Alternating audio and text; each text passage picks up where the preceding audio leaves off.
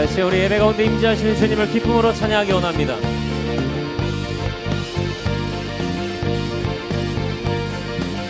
새로운 찬양인데 한번 불러보겠습니다. 여호와의 집으로 올라가 성문 안에 우리는 서리라. 주님이 허락한 그 땅 위에서 여호와를 찬양. 보좌에 앉으신 여호와, 보좌 위에 앉으신 여호와, 우리들을 다스려 주시니 주님이 주시는 넘치는 은혜 여호와께 감사드리라. 영원하신 왕 주 찬양하라. 주의 성소에 다 모이리라. 주께 온전한 예배를 드리는 자가 이 땅에 넘쳐나리라. 자, 어렵지 않으시죠? 우리 다시 한번 해볼게요. 여호와의 집으로 올라가 성문 안에 우리는 서리라. 주님이 허락한 이 땅 위에서 여호와를 찬양하며 보좌 위에 앉으신 여호와, 우리들을 다스려 주시니 주님이 주시는 넘치는 은혜 여호와께 감사드리라. 영원하신 왕 주 찬양하라. 주의 성소에 다 모이리라. 주께 온전한 예배를 드리는 자가 이 땅에 넘쳐나리라. 영원하신 왕 주 찬양하라. 주의 선하심 다 외치리라. 주를 높이며 주님의 크신 능력을 모두가 노래하리라. 아멘. 자, 주님의 성소에서 예배하는 것이 우리의 삶에 참된 기쁨의 이유가 될 줄로 믿습니다. 우리 그 주님을 다시 한번 믿음으로 선포합시다.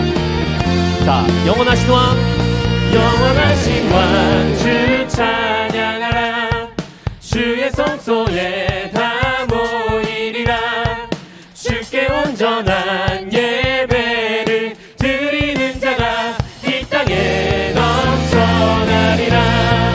영원하신 왕 주 찬양하라. 주의 선하심 다 외치리라.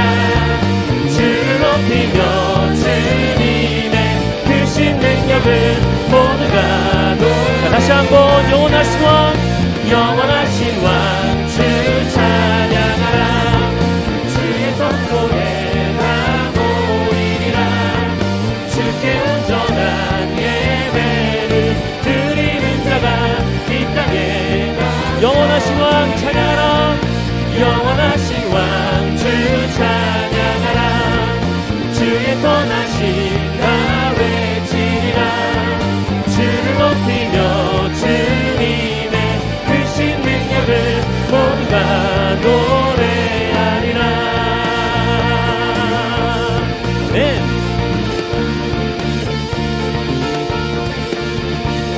이 시간 우리의 살아계신 능력이며 삶의 이유 되신 그 주님을 찬양합니다.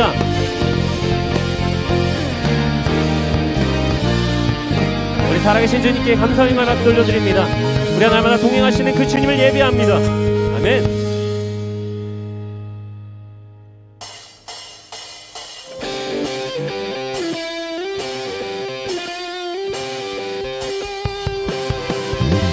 자, 전능하신 주님, 우리의 삶을 승리하게 인도하시는 그 주님이 이 시간 우리의 삶의 현장 가운데 함께 하실 줄로 믿습니다. 그 주님을 믿음으로 선포하며 나아갑시다.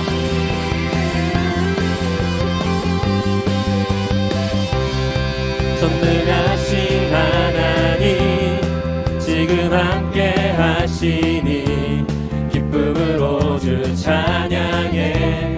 주의 영이 가득해 풍성하신 은혜로 한없는 사랑으로 두려움 떠나가고 두려움 떠나가고 모든 결 바꾸셨네. 자유해 위대한 하나님 나와 함께 하시니 내 모든 삶 주께 속했네. 온 세상 구하신 하나님 독생자 주와 함께 살 끝까지 가리라. 주와 함께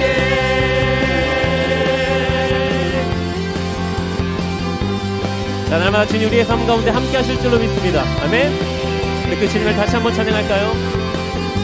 전능하신 하나님, 전능하신 하나님 지금 함께 하시니 기쁨으로 주 찬양해.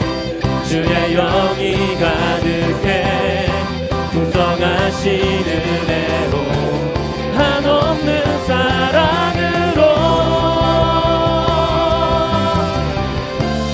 두려움 떠나가고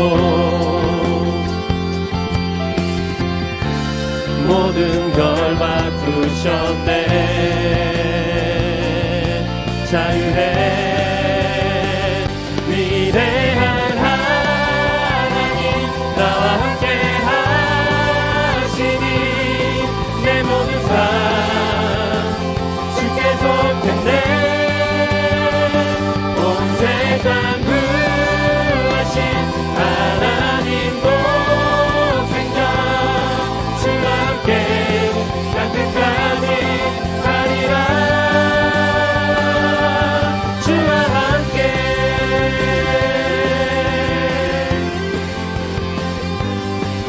자, 주님 안에서 우리가 참된 기쁨과 자유함을 누리게 될 줄로 믿습니다. 우리를 승리케 하신 그 주님 찬양합시다. 두려움 떠나가고 모든 결 바꾸셨네.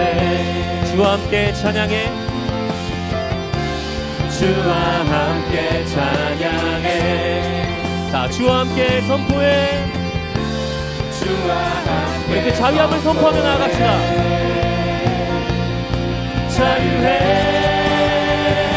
위대한 하나님 나와 함께 하시니 내 모든 삶 주께 속했네.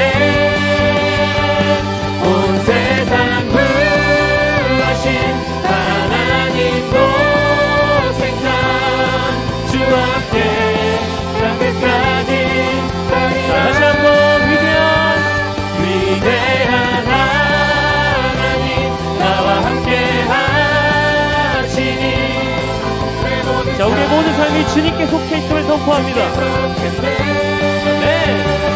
온 세상 구하신 하나님 독생자 주와 함께 땅끝까지 가리라.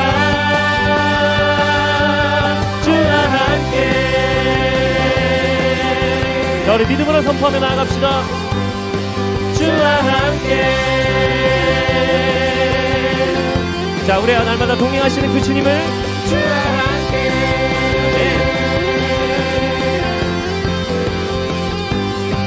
주와 함께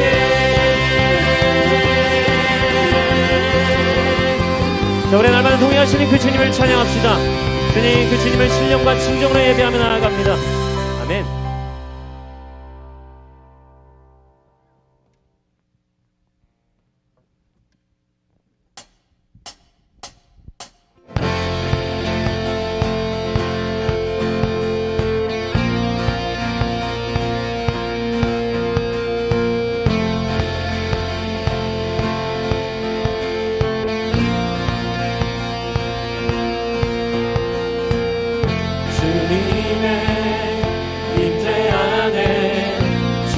선하심 생각하네.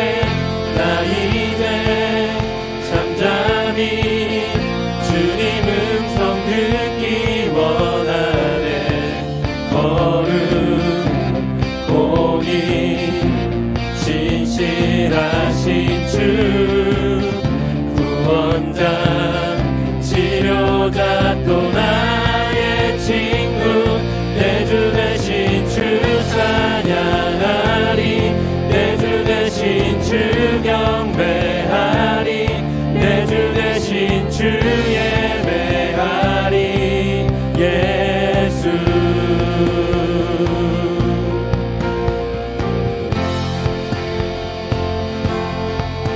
주님의 임재를 소망하며 나아갑시다. 주님의 임재 안에 주의 선하심 생각하네.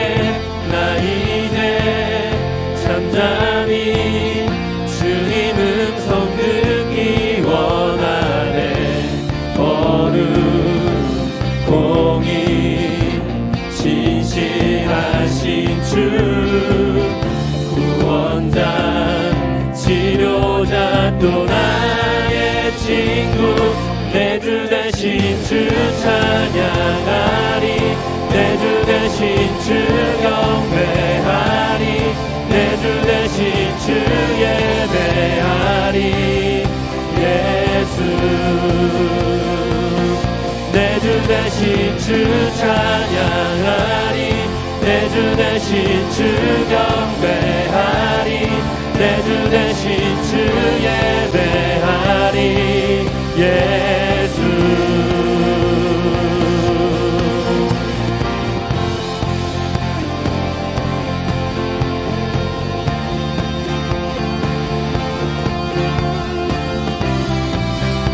이 시간 우리의 영혼 가운데 참된 평안을 주시는 주님을 찬양합시다.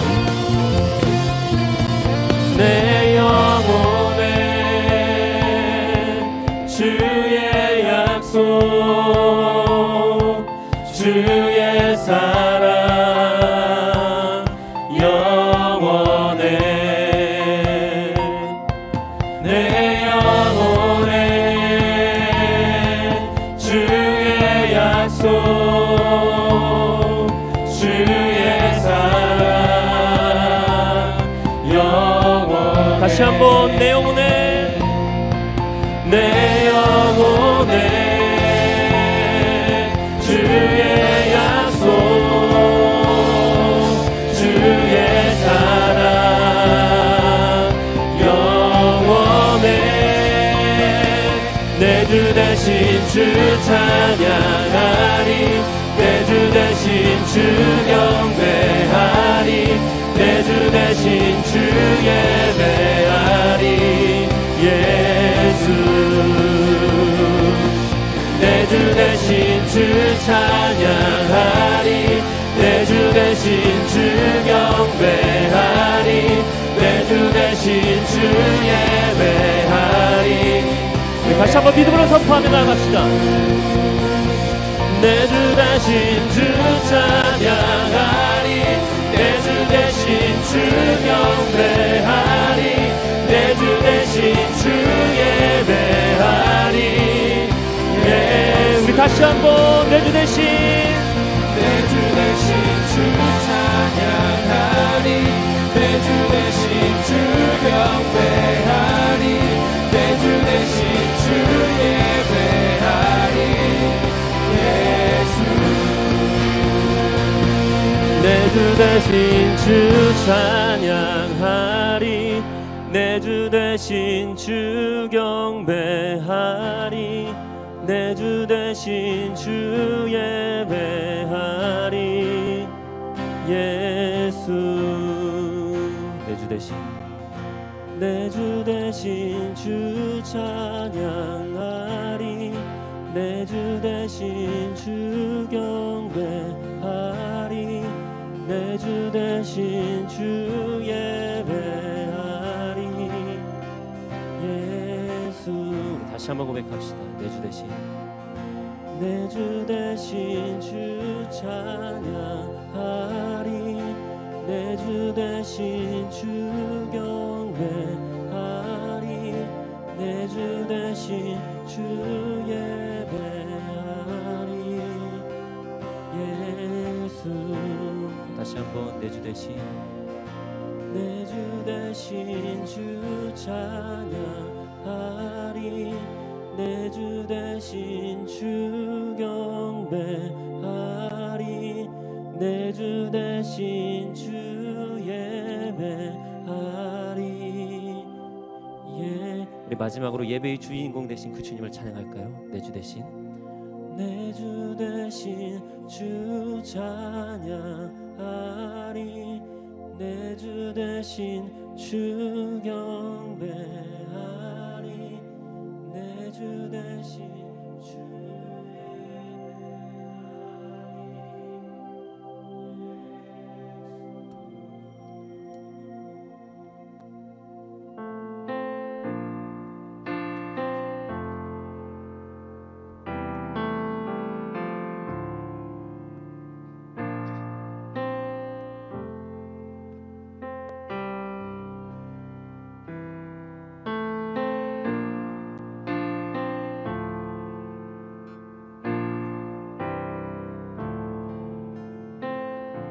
이 만왕의 왕 되신 주님을 찬양합시다. 송축해 내 영혼, 송축해 내 영혼, 내 영혼아, 거룩하신 이름,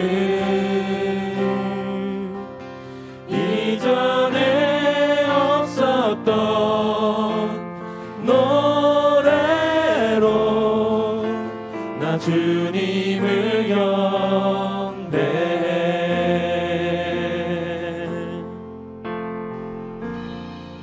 해가 뜨는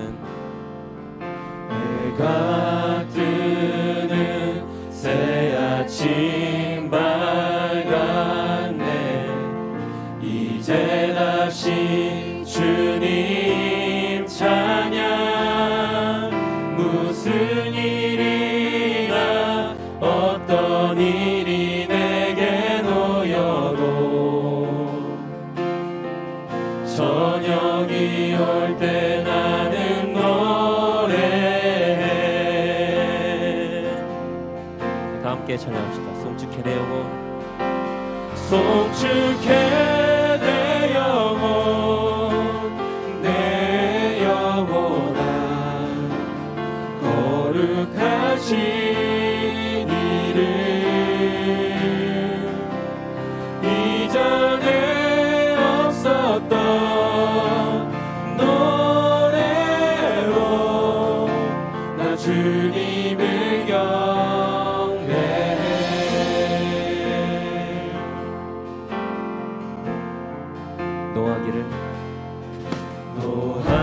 노하기를 더디하시는 주, 그의 크신 사랑 넘치네. 주의 선하심 내가 노래하리. 수많은 이유로 나 노래해. 믿음으로 선포합시다. 송축해 내 영혼, 내 영혼아, 거룩하신 이름, 이전에 없었던 노래로 나 주님을 경배해. 다시 한번 송축해 내 영혼, 송축해 내 영혼, 내 영혼아, 거룩하신 이름, 이전에 없었던 노래로 나 주님을 경배해.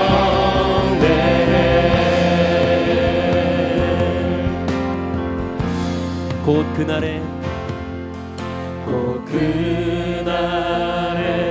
나의 힘 다하고 나의 삶의 여정 마칠 때 끝없는 찬양 나 드리리라.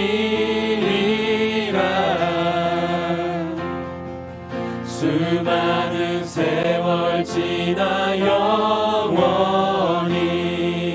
곧 그날에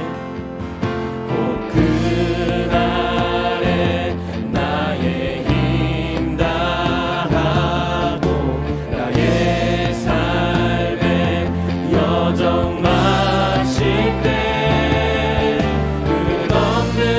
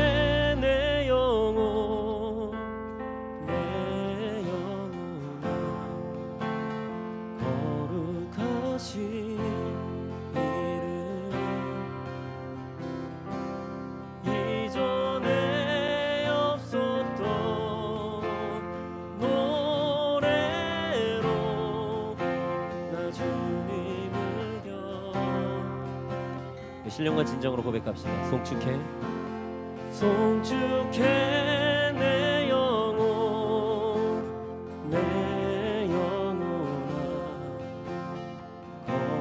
거룩하신 이름 이전에 없었던 노래로 나 주님을 우리 살아계신 주님을 다시 한번 고백합시다. 송축해 송축해 내 영혼 내 영혼아 거룩하신 이름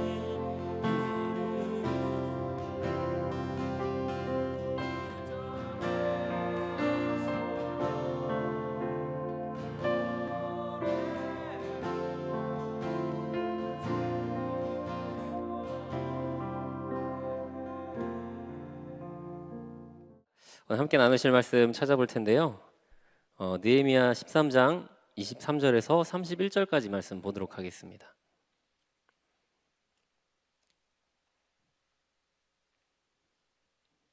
느헤미야 13장 23절에서 31절까지 말씀입니다. 제가 봉독하도록 하겠습니다. 그때 내가 또 본즉 유다 사람이 아스돗과 암몬과 모압 여인을 맞아 아내로 삼았는데 그들의 자녀가 아스돗 방언은 절반쯤은 하여도 유다 방언은 못하니 그 하는 말이 각 족속의 방언이므로 내가 그들을 책망하고 저주하며 그들 중 몇 사람을 때리고 그들의 머리털을 뽑고 이르되 너희는 너희 딸들을 그들의 아들들에게 주지 말고 너희 아들들이나 너희를 위하여 그들의 딸들을 데려오지 아니하겠다고 하나님을 가리켜 맹세하라 하고 또 이르기를 옛적에 이스라엘 왕 솔로몬이 이 일로 범죄하지 아니하였느냐. 그는 많은 나라 중에 비길 왕이 없이 하나님의 사랑을 입은 자라. 하나님이 그를 왕으로 삼아 온 이스라엘을 다스리게 하셨으나 이방 여인이 그를 범죄하게 하였나니 너희가 이방 여인을 아내로 맞아 이 모든 큰 악을 행하여 우리 하나님께 범죄하는 것을 우리가 어찌 용납하겠느냐. 대제사장 엘리야십의 손자 요야다의 아들 하나가 호론 사람 산발랏의 사위가 되었으므로 내가 쫓아내어 그를 떠나게 하였느니라. 내 하나님이여 그들이 제사장의 직분을 더럽히고 제사장의 직분과 레위 사람에 대한 언약을 어겼사오니 그들을 기억하옵소서. 내가 이와 같이 그들에게 이방 사람을 떠나게 하여 그들을 깨끗하게 하고 또 제사장과 레위 사람의 반열을 세워 각각 자기의 일을 맡게 하고 또 정한 기한에 나무와 처음 익은 것을 드리게 하였사오니 내 하나님이여 나를 기억하사 복을 주옵소서. 아멘. 자, 여러분 한 주간 잘 지내셨나요? 네, 여러 가지 이제 코로나 때문에 정말 이게 일반적인 생활이 참 쉽지가 않습니다. 그렇지만 우리 믿음의 사람들에게는 하나님께서 함께 하신다라는 그런 믿음이 있죠. 비록 우리가 질병도 조심해야 하겠지만 하나님께서 함께 하신다라는 사실을 믿고 담대하실 수 있는 우리 청년 여러분들이 되시길 바랍니다. 지난 1월 31일이었는데요. 영국의 한 병원에서 매우 특별한 수술이 진행되었습니다. 오케스트라 단원으로 40년 넘게 바이올린을 연주해왔던 타그마 터너라는 여성이 뇌종양 제거 수술을 받았다라는 건데요. 그녀는 이미 오래전 자신의 뇌에 종양이 자라고 있다는 것을 알고 있었지만 만약에 수술이 잘못되었을 경우에 자신의 연주 실력이 조금 줄어들거나 이제 뇌에 문제가 생겨서 연주 실력이 줄어들거나 평생 해왔던 연주를 더 이상 하지 못할지도 모른다라는 그런 걱정 때문에 늘 수술을 거부해 왔다고 합니다. 하지만 점점 커지는 종양으로 인해 생명이 위태로워지자 결국에는 어쩔 수 없이 수술을 하게 되었는데요. 이 터너라는 여성의 안타까운 사연을 알게 된 병원 측에서 이제 의료진과 상의한 끝에 다소 놀라운 방법으로 수술을 진행하게 되는데 여러분 저 장면이 어떤 장면인지 혹시 감이 오시나요? 그녀가 이제 수술 도중 마취해서 깨어나 바이올린을 연주하게 했다라는 겁니다. 뭐 저도 잘 몰랐는데 뇌에는요 어떤 이런 통증에 대한 그런 것들이 조금 어떻게 돼 있어서 이제 수술을 하면서 이제 하나하나 이렇게 이 부분을 이렇게 하면은 연주하는데 좀 이렇게 반응을 한다 뭐 이런 것들을 파악해서 최대한으로 그녀가 이제 연주 실력이 좀 쇠퇴하거나 좀 그런 능력을 잃어버리지 않도록 하나하나 꼼꼼하게 확인하면서 수술을 했다라는 겁니다. 그래서 이 여인에게 이제 수술하면서 이제 바이올린을 키게 한 거예요. 그러면 뇌가 반응할 거고 그것들을 확인하면서 하나하나 불필요한 것들을 그 종양 덩어리를 제거해 나아가는 그런 방법으로 수술을 했다라는 겁니다. 자신의 연주 능력을 절대로 잃고 싶지 않았던 어떤 그녀의 간절함 덕분인지 6시간 만에 걸친 수술은 다행히도 성공적으로 잘 끝났고요. 그녀는 3일 만에 퇴원해서 지금은 다시 오케스트라 활동을 재개할 준비를 하고 있다고 합니다. 그러면 그 사진을 보면 참 저 사람 대단하다. 어떻게 저렇게까지 할 수 있을까라는 생각이 들지 않습니까? 이 여인에게 이 음악이라는 것이 얼마나 중요했으면, 자신의 연주 실력을 얼마나 지키고 싶어 했으면 수술실에 들어서서 수술을 하는 그 순간까지 자신의 손에서 그 바이올린을 놓을 수 없었다라는 거죠.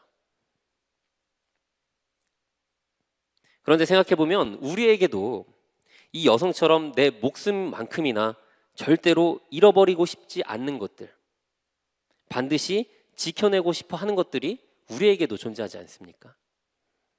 내가 이것을 절대로 포기하지 못한다면서 내 손으로 꽉 잡고 놓지 않는 것들이 분명히 있을 겁니다. 이것만큼은 내가 잃을 수 없다. 이것만큼은 내 삶에 있어야 한다. 내가 소중히 여기고 지키려고 하는 것, 우리에게도 있지 않을까요? 한번 생각해 봤으면 좋겠습니다. 과연 우리는 이 시대에 무엇을 지키고 무엇을 붙잡고 무엇을 바라보며 살아가고 있습니까? 오늘 본문 말씀은 느헤미야가 시행했던 마지막 개혁에 대해 기록하고 있습니다. 오늘 본문 말씀 23절을 보게 되면 그때 내가 또 본즉 유다 사람이 아스돗과 암몬과 모압 여인을 맞아 아내로 삼았다라고 기록하고 있습니다. 느헤미야가 말하죠. 내가 또 본즉 무엇인가를 봤다라는 건데 무엇을 보았느냐? 하나님 앞에 범죄하고 불순종했던 이스라엘의 죄악을 봤다라는 거예요. 그런데 중요한 것은 또 보았다라고 이야기한다라는 겁니다. 또 보았다라는 것은 지금이 처음이 아니다라는 거죠. 예전에도 하나님께 범죄를 저질렀던 모습을 봤고, 예전에도 봤고 지금도 보고 있다라는 겁니다. 이스라엘 백성들에게 어떤 문제가 있어서 느헤미야가 그 문제를 날마다 해결하죠. 그런데 해결하고 사라지고 끝난 것이 아니라 또 다른 문제가 백성들의 삶 속에 여전히 남아 있었다라는 겁니다. 느헤미야 13장 7절 말씀을 보게 되면 예루살렘에 이르러서야 엘리야십이 도비아를 위하여 하나님의 전뜰에 방을 만든 악한 일을 안지라. 우리가 예전에 나눴던 말씀인데요.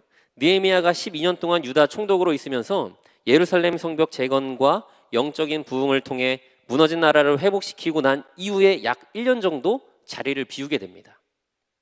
그런데 그 짧은 시간 동안 이스라엘의 신앙이 한순간에 와르르 붕괴되었다라는 거예요. 1년 만에 다시 돌아온 느헤미야는 하나님의 성전을 관리하는 제사장이 이방인이었던 도비아에게 성전의 방 한 칸을 내어주었다라는 그 악한 사실을 알게 되었습니다. 결국 그는 도비아를 내쫓고요. 성전에 있던 가증하고 더러운 그 도비아의 물건들을 성전 밖으로 던져버리면서 다시 원상복구를 시키게 되죠. 그런데 느헤미야는 거기서 멈추지 않았습니다.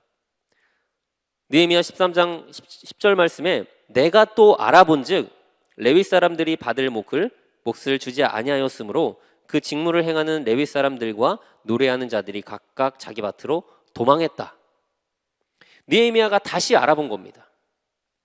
그런데 예배가 제대로 드려지지 않고 있었고 백성들은 예배에 대한 의무를 다하지 않고 있었다라는 사실을 확인하게 되죠. 여기서 끝이 아닙니다. 느헤미야 13장 15절에 그때 내가 본즉 유다에서 어떤 사람이 안식일에 술틀을 밟고 곡식단을 나귀시로 운반했다. 느헤미야가 다시 알아봤더니 안식일을 온전히 지키지 않는 백성들의 모습을 발견하게 되었다라는 거죠. 그리고 나서 오늘 본문 23절에 그때 내가 또 보았다라고 이야기하죠. 느헤미야는요, 눈에 보이는 어떤 현상, 쉽게 드러나는 하나의 상황에 집중해서 그것을 해결하는 것으로 그리고 끝내는 것으로 만족하지 않았습니다. 오히려 보이지 않는 문제들, 쉽게 드러나지 않는 어떤 무너진 부분들을 해결하기 위해서 끊임없이 기도했고 또한 노력했고 살피면서 그 범죄, 그 무너진 그것들에 대한 근본적인 원인을 찾고자 했다라는 거죠. 안타깝게도 우리는요, 나 스스로의 신앙과 믿음에 대해 너무 쉽게 만족합니다. 나의 눈에 드러나는 것, 사람들에게 쉽게 드러낼 수 있는 것을 기준으로 삼아 내 자신에게 너무나 관대한 점수를 줍니다. 지금 이 시간 이런 상황 속에서 예배당에 나와 예배하는 것, 또는 TV나 인터넷, 휴대전화로 각자의 상황과 형편에 맞게 예배드리는 것, 사실 굉장히 칭찬받아 마땅한 모습 아닙니까? 국가에서조차 예배드리지 말라고, 종교적인 모임 절대 안 된다라고 이야기하지만 각자에게 허락된 상황 속에서 예배하는 이 모습이 사실 뭐 어떤 시각으로 봤을 때는 아유 왜 저러냐라고 할지 모르겠지만, 믿음의 사람들에게는 그래도 하나님을 예배하는 일에 최선을 다한다, 여러분 이렇게 칭찬받아 마땅한 일 아닙니까? 그래서 여러분, 혹시 이러한 결단을 내린 스스로의 모습과 상황에 여러분은 만족하고 있는 거 아닙니까? 그래도 내가 이렇게라도 예배 드리고 있지, 내가 하나님을 위해 이렇게 헌신하고 있지. 물론 하나님께서는 우리가 내리는 믿음의 결단과 헌신을 기뻐 받으십니다. 그렇지만 눈에 보이는 우리의 헌신, 하나님을 위한 나의 섬김과 희생이 내 자신의 영적인 만족과 성취를 위한 도구 혹은 수단이 되어서는 결코 안 된다는 것을 반드시 기억해야 합니다. 여러분, 우리가 오늘 이 시간 쉽지 않은 환경과 상황 속에서도 예배드렸다는 사실, 그것 하나에 만족하는 것이 아니라 이 예배를 통해 하나님께서 허락하시는 내면의 은혜를, 그 보이지 않는 은혜와 평강을 누려야 할 줄로 믿습니다. 왜냐? 그것이 참된 예배이고 그것이 하나님께서 우리를 예배 자리로 불러주신 진짜 이유이기 때문이라는 겁니다. 느헤미야는 개혁을 통해 회복되고 제자리를 찾아가는 백성들의 그 눈에 보이는 모습에 만족하지 않았고요, 오히려 보이지 않는 더 깊은 곳에 있는 내면의 문제와 근본적인 원인을 찾기 위해 계속해서 살펴보면서 조사를 하게 됩니다. 거룩한 성전의 방을 왜 이방인 도비아에게 팔아넘기는 악행을 저질렀을까? 왜 그렇게 하나님의 백성들이 타락했던 것일까? 보이지 않는 백성들의 내면을 보니까 그들 가운데 예배가 붕괴되어 있었습니다. 그렇다면 왜 거룩한 안식일이, 왜 영적인 사명들이 무너져 내린 것일까? 또다시 내면을 들여다보니까 그들이 지켜야 했던 거룩한 삶의 질서가 무너져 있었다는 거죠. 그래서 쉽게 드러나지 않았던 그 내면을 향해 또다시 찾고 원인을 찾고 분석하고 살펴보니까 그 마지막 끝에 무엇이 있었느냐? 바로 이방인들과의 결혼이 있었다는 거예요. 이방인들과의 결혼, 믿지 아니하는 자들과의 연합이 백성들의 어떤 타락의 시작과 출발점이었다는 겁니다. 국제결혼이나 다문화 가정이 굉장히 요즘 보편화되어 있죠. 그런 시대적인 관점으로 봤을 때 아니 이게 무슨 인종차별주의적인 그런 모습인가, 하나님이 너무 빡빡하신 거 아닌가, 아니 그때는 연애나 결혼의 자유도 없는 것인가, 뭐 이렇게 생각할지도 모르겠습니다. 그러나 그 당시의 시대적인 관점으로 보면요, 이 결혼이라는 것은 단순한 남녀 간의 러브스토리 혹은 개인의 자유연애에 관한 그러한 결과물이 아니라 가정과 가정, 부족과 부족, 국가와 국가가 하나의 동맹으로 연합하는 방식 중에 하나였습니다. 이스라엘 백성들이 아스돗, 암몬의 여인들과 혼인을 했다라고 성경이 기록하고 있는데요, 이들이 어떤 사람들이냐? 이들은 이스라엘 주변에서 이미 그 세력을 탄탄하고 안정적으로 굳히고 있던 그러한 민족들이었습니다. 한번 이 당시의 모습을 생각해 보세요. 노예 생활을 마치고 빈털터리 난민의 신분으로 지금 예루살렘에 돌아왔습니다. 이제 새 출발을 하려고 하는데 그들에게 무엇이 있었겠습니까? 돈이 있었겠습니까? 아니면 무슨 어떤 사회적인 기반이 잘 마련되어 있었겠습니까? 아무것도 없는 상태였죠. 그런데 주변 나라를 보니까 경제적으로도 정치적으로도 사회적으로도 이런저런 방법으로 도움을 받을 수 있는 이방인들이 쫙 깔려 있는 거예요. 지금까지 살아왔던 힘겨운 인생, 노예 생활, 아무것도 가지고 있지 않은 그러한 삶, 이 힘겹고 어려운 인생을 한 방에 역전시킬 수 있는 절호의 찬스처럼 느껴졌다라는 거죠. 그렇게 되니까 너나 할 것 없이 이방 여인들과 결혼을 하기 시작했습니다. 그런데요, 이방인들과 이 이스라엘 백성들의 결혼에 대한 표면적인 이유는 그러할지도 모르겠지만, 여러 가지 경제적인 이렇게 연합을 통해 조금 이렇게 보일지 모르겠지만, 그 보이지 않는 내면의 진짜 이유가 과연 무엇이었을까요? 이스라엘 백성들이 하나님의 존재에 대해 만족하지 못하고 있었다라는 겁니다. 다시 말해, 이스라엘 백성이 하나님과 연합하여 하나 되는 것으로 만족하지 못했고, 그들 주변에 있는 세상적인 부와 명예를 지닌 자들과 동맹을 맺어서 자신들의 삶의 터전을 견고하게 하려 했다라는 거죠. 그것이 혼인에 감춰져 있던 진짜 문제점이었습니다. 우리가 세상 속에서 믿음의 방법대로 살아가는 것이 쉽지 않을 때가 참 많이 있습니다. 아무리 다짐하고 결단을 하고 최선을 다해 믿음의 선한 싸움을 싸워 이기려 해도 실패할 때가 있고요, 넘어질 때가 있습니다. 도대체 왜일까요? 왜 그렇게 이기는 것이, 왜 그렇게 승리하는 것이 쉽지가 않은 것일까요? 우리에게 믿음이 없기 때문일까요? 하나님에 대해, 성경에 대해 제대로 된 지식을 알고 있지 못하기 때문일까요? 겉으로 드러나는 표면적인 이유는 그렇게 보일 수도 있을 겁니다. 내가 믿음이 좀 부족해. 내가 성경을 잘 몰라. 내가 결단이 좀 부족한 것 같아. 이렇게 보일 수도 있겠지만, 그 내면, 그 중심 내면에 감춰진 진짜 이유는요, 하나님에 대해 만족하지 못하는 그런 원인이 있다라는 겁니다.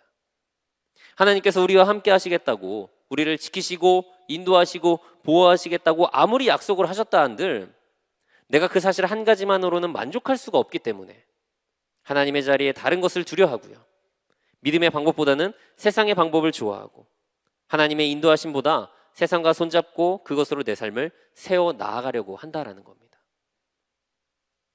여러분, 하나님 한 분만으로 만족하세요? 우리 찬양도 그런 찬양 있잖아요. 주님 한 분만으로 나는 만족해. 나의 모든 것 대신 주님 찬양해. 여러분, 정말로 주님 한 분만으로 만족하는 삶을 살고 계십니까? 돈 없어도 하나님만 계시면 만족할 수 있겠어요? 배우자 없어도 하나님과 결혼해서 하나님과 날마다 동행하며 살아가는 것으로 만족할 수 있겠습니까?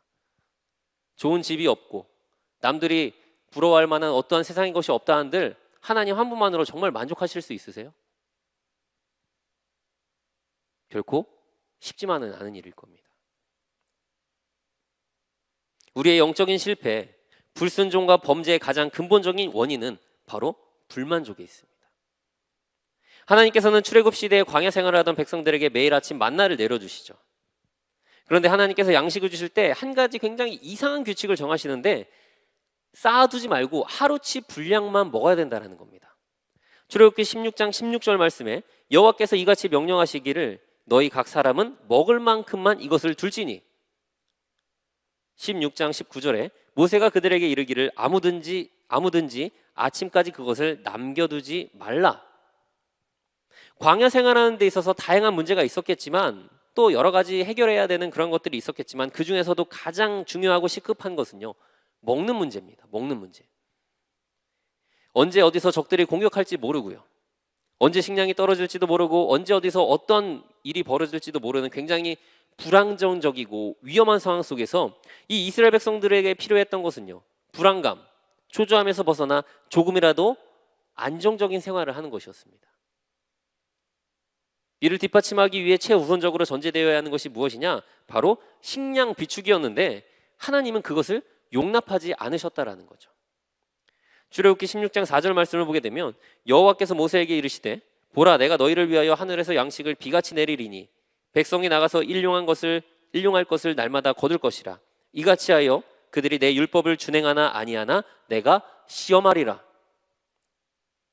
광야 생활을 해야 하는 이 백성들의 입장에서는 식량을 넉넉하게 쌓아두고 보관해서 안정적인 생활을 하기 원했겠지만, 하나님께서는요, 당신의 백성들이 그들에게 양식을 허락하시는 하나님을 하루하루 날마다 의지하고 있는지를 확인하셨다라는 거죠. 이게 무슨 뜻입니까? 나만 의지하라는 겁니다. 다른 게 아니라, 먹을 것이 아니라 인간적인 준비와 치밀하고 철저한 계획이 아니라 하나님을 의지하는 것이 하나님의 나라에 속한 백성들이 살아가는 삶의 방식이라는 거죠. 이스라엘 백성들의 마음속에 하나님과 결혼한 백성, 하나님을 신랑으로 삼은 백성이 바로 우리다라는 그 생각을 내려놓고 이방 사람들과 결혼을 해서라도 우리의 삶을 단단하게 하겠다라는 이 동기가 바로 하나님에 대한 범죄의 시작이었다라는 거예요. 여러분, 하나님께서 우리를 통해 세우시려고 하는 그 하나님의 나라는요, 세상의 것, 인간적인 것을 기반으로 완성되는 것이 아닙니다. 아무리 세상에 대단한 것으로 우리 자신을 지키고 보호하려고 해도요, 세상의 것, 인간적인 것으로 세운 것들은 어느 한순간에 무너져 내릴 수밖에 없습니다. 지금 상황을 한번 보십시오. 원인도 모르는 질병으로 전 세계가 죽음의 공포에 휩싸여 있지 않습니까? 위생적으로 우리가 아무리 대비를 하고요, 질병에 걸린 사람들의 이동 경로를 전수조사해서 철저하게 예방하려고 해도 사람의 노력으로 어찌할 수가 없고 사회적인 체계와 시스템으로도 질병 확산을 막아내는 것이 쉽지 않다라는 것을 우리가 지금 절감하고 있습니다.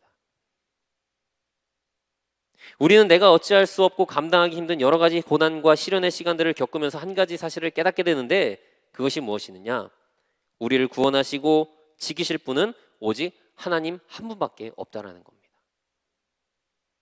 시편 91편 1절과 3절 말씀을 보게 되면, 지존자의 은밀한 곳에 거주하며 전능자의 그늘 아래 사는 자여, 나는 여호와를 향하여 말하기를 그는 나의 피난처요 나의 요새요 내가 의뢰하는 하나님이라 하리니, 이는 그가 너를 새 사냥꾼의 올무에서와 심한 전염병에서 건지실 것이미로다. 여러분, 우리의 삶 속에 아무리 큰 환난과 위기가 다가온다 할지라도 그 어떠한 소망과 또한 희망이 보이지 않는 그러한 어두움을 만난다 할지라도 나의 피난처시고 요새시고 의지할 수 있는 유일한 분, 하나님으로 만족할 수 있는 우리 청년 여러분들이 되시기를 바랍니다. 오늘 본 말씀 24절을 보게 되면, 그들의 자녀가 아스돗 방언을 절반쯤은 하여도 유다 방언은 못하니 그 하는 말이 각 족속의 방언이므로 라고 이야기하죠. 이방인들과의 결혼으로 인해 발생하는 가장 대표적이고 심각한 문제가 무엇이었느냐? 이스라엘 백성들의 자녀들이요, 이방 나라의 말은 잘 하는데 정작 유대인의 언어 히브리어는 전혀 할 줄 모른다는 겁니다. 물론 그 자녀들이 히브리어를 못한다 할지라도 이스라엘 땅에서 살아가는 데에는 다소 불편한 것들은 있을지는 모르겠지만 생존 자체가 불가능한 것은 아니었을 겁니다. 그런데 진짜 문제는 무엇인가? 히브리어로 기록된 하나님의 말씀을 그들이 전혀 알지도 이해하지도 듣지도 못한다는 것에 있었다라는 거죠. 이 히브리 민족에게 이 언어라는 것은요, 굉장히 중요합니다. 우리에게도 언어라는 것이 중요하겠지만 이 자녀들이 어렸을 때부터 구약 성경을 암송하도록 시키면서 언어를 가르치는 것이 이 히브리 사람들이거든요. 그런데 자녀들이 히브리 말을 모른다? 이거는요, 그 부모가 자녀에게 하나님의 말씀을 전혀 가르치지 않았다라는 것을 의미합니다. 지금 시대야 전 세계에 각종 언어로 번역된 성경이 있겠지만 그 당시 말씀은 오직 히브리어로만 기록되어 있었는데, 히브리어를 모르는 자녀들이 어떻게 하나님의 말씀을 읽을 수 있고 어떻게 하나님의 뜻을 따를 수 있었겠습니까? 말씀을 보지도 못하고 듣지도 못하고 접하지도 못하면서 그렇게 영적으로 점점 무지한 삶을 살아가게 되는 거죠. 우리가 하나님의 말씀을 몰라도요, 이 세상에서 먹고 사는 데는 큰 문제가 없습니다. 성경에 대해 잘 모른다고 해서 대학에 못 들어가는 거 아닙니다. 직장 생활하면서 혹은 사회생활할 때 하나님의 말씀을 모른다고 불이익당하는 거 전혀 아닙니다. 그러나 우리가 말씀을 모르면요, 하나님의 자녀답게 사는 것은 불가능합니다. 이스라엘 백성들은 하나님의 말씀이 자신들에게 얼마나 중요한 의미를 지니고 있었는지 이미 뼈저리게 경험했던 사람들이거든요. 예루살렘 성벽이 재건되고 백성들이 가장 먼저 했던 일이 무엇인지 여러분들 기억나시나요?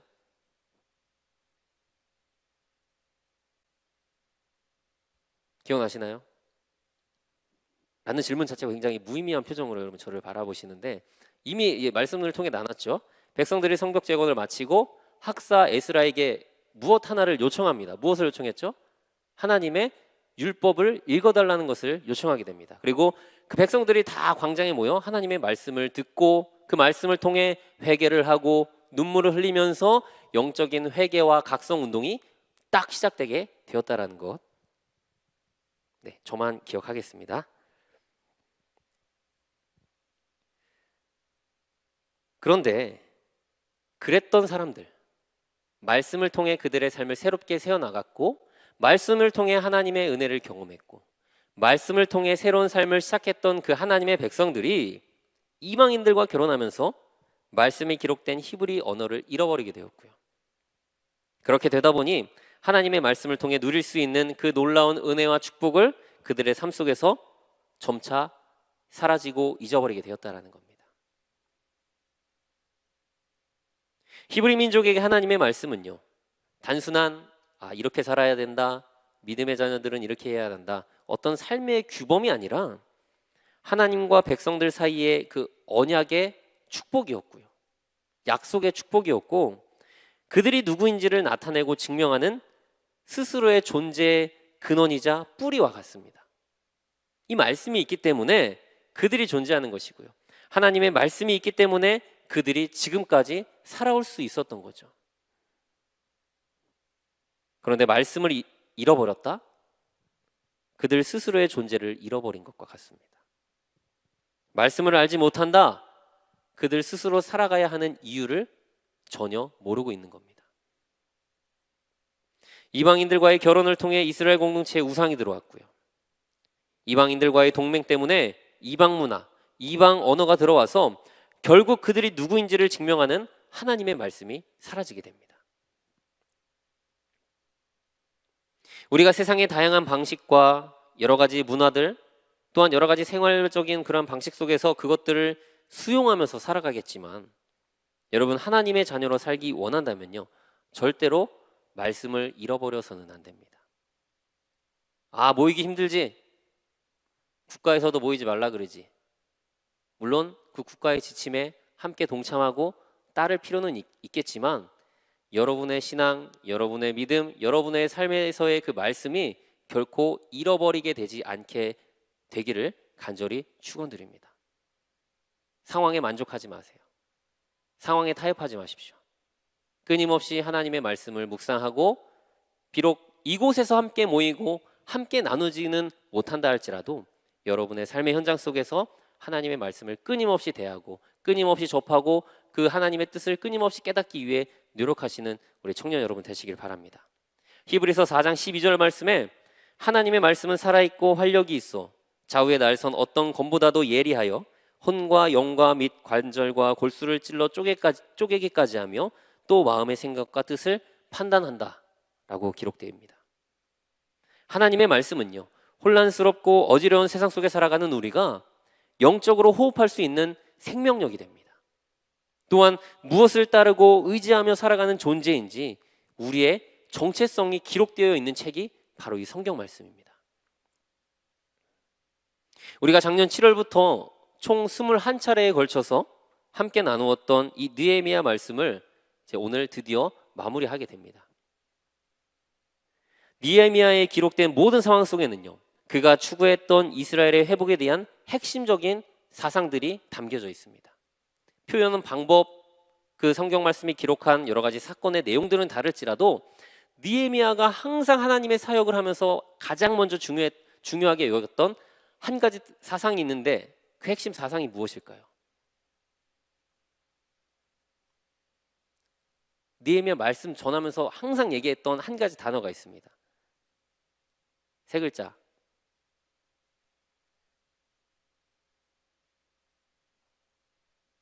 지읒, 시읒. 정체성. 지겹게 듣지 않으셨나요, 여러분? 정체성. 느헤미야가 하나님의 그 일을 시작하면서 가장 먼저 세우려 했던 것은 예루살렘 성벽이라는 건축물이 아니었습니다. 점차 잊혀져 가던 하나님의 백성이라는 그들의 신앙의 정체성, 그것을 먼저 세우려 했고요. 예루살렘 성벽 건축에 있어서 느헤미야가 최우선적으로 필요로 했던 것은 그 건물을 짓는 혹은 재건하는 데 필요한 인력, 재료 혹은 그에 따른 물질이 아니라 내가 누구인지에 대한 정체성을 잃어버린 이스라엘 백성들이 다 함께 힘은 모으고 일을 나누는 연합의 과정이었습니다. 느헤미야가 그토록 원했던 모습의 나라는 사람이 아닌 하나님께서 주인이 되시고 하나님께서 지키시고 보호하시는 하나님의 나라, 느헤미야는 그 하나님의 나라를 세우려고 했습니다. 나는 하나님의 자녀이고 우리는 하나님의 백성이고 이 나라는 하나님의 나라다. 느헤미야가 지키고자 했던 그 한 가지는 바로 그들이 잃어버린 신앙의 정체성이었다라는 거죠. 뇌수술을 앞둔 바이올린 연주가도요, 자신이 살아왔던 그 삶의 이유, 그 음악을 지키기 위해 머리를 절개하고 수술을 받으면서까지 바이올린 연주를 했다고 하는데, 하나님의 자녀로서 살아가고 있는 우리는 과연 이 시간 무엇을 지키고자 하며 살아가고 있습니까? 우리가 이 세상을 살아갈 때 정말 많은 것들을 잃게 될 겁니다. 때로는 돈도 잃어버리고요, 때로는 주변에 있는 사람도 잃어버리게 될 거고, 언젠가는 건강도, 나에게 있는 능력도, 지금 내가 누리고 있는 혹은 누려야 할 나의 목표로 삼는 그 사회적인 지위나 모든 것들을 언젠가는 잃어버리는 날이 올 겁니다. 그러나 내가 누구인지, 내가 어떠한 존재인지, 무엇을 따르고 무엇을 의지하는 사람인지 내 스스로의 이 영적인 정체성을 절대로 잃어버리지 않게 되기를 간절히 축원드립니다. 세상에 속한 것은 잃게 되더라도요, 하나님께 속한 것들은 반드시 지켜야 합니다. 왜냐? 우리의 정체성을 지키면 하나님께서 우리를 통해 하나님의 나라를 세워 나가시기 때문이라는 겁니다. 우리가 그동안 함께 나누었던 이 느헤미야서는요, 느헤미야의 기도로 시작되고 느헤미야의 기도로 마무리되게 됩니다. 위기가 찾아올 때, 그가 고난을 만날 때, 그에게 문제가 생길 때, 백성들이 무너지려고 할 때 항상 느헤미야가 기도하는 모습이 기록되어 있죠.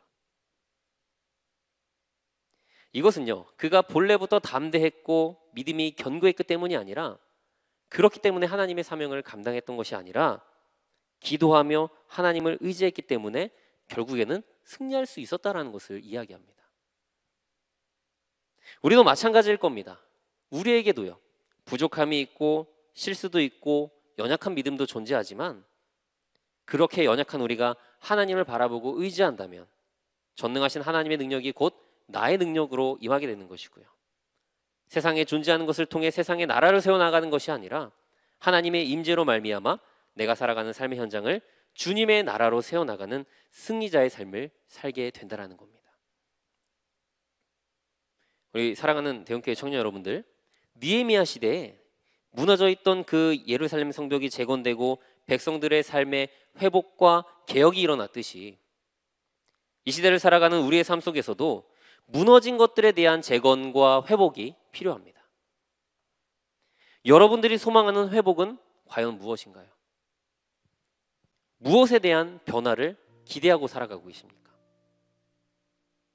돈인가요? 성적표인가요?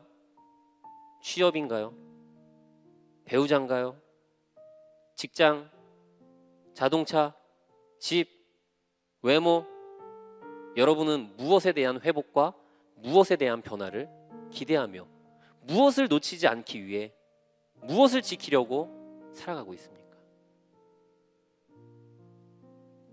물론 우리에게 다양한 것들에 대한 회복과 변화가 있어야겠지만, 하나님의 자녀답게, 우리의 정체성답게 가장 최우선적으로 무너진 예배를 회복하시기 바랍니다. 끊어진 하나님과의 관계를 회복하시고요, 소홀해졌던 안식일, 흐트러진 나의 사명, 잃어버린 내 자신의 정체성을 회복하시기 바랍니다. 하나님께서 임재하시는 삶, 하나님께서 인도하시고 하나님께서 주인이 되시는 그러한 삶, 우리의 삶이 곧 하나님의 나라가 되고 우리의 삶을 통해 하나님의 나라가 세워지게 될 줄로 믿습니다. 느헤미야 말씀을 마무리하면서 느헤미야를 통해 회복되었던 영적인 정체성들, 그러한 은혜와 축복이 하나님의 자녀로서 승리하기를 원하는 우리 사랑하는 대형교회 청년 여러분들의 삶 속에 가득 넘쳐나게 되시기를 간절히 축원드립니다.